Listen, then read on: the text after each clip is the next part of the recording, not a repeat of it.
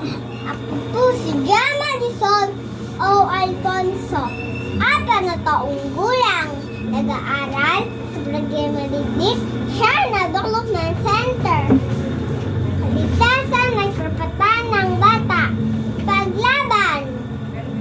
Mayroong 4 na saklaw.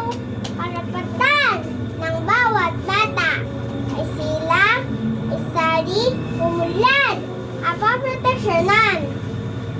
Sa magulang na kasalalay, kanilang sinabukasan. Pagkat sa panahon ngayon, nagkalat ang karusan. Tungkulin ng mga magulang, batay papasukin sa paaralan. Pagkat karapatan nila, magkamit ng kurungan. Gustong na desisyon, bigyan ng halaga.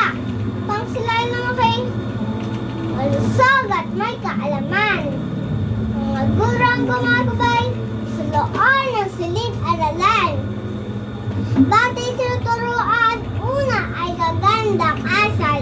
Maggulay, magbilang, magbasa, at magsulat.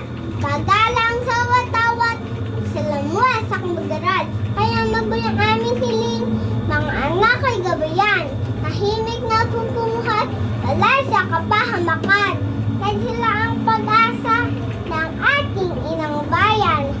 Kaligtasan at karapatan ng mga bata.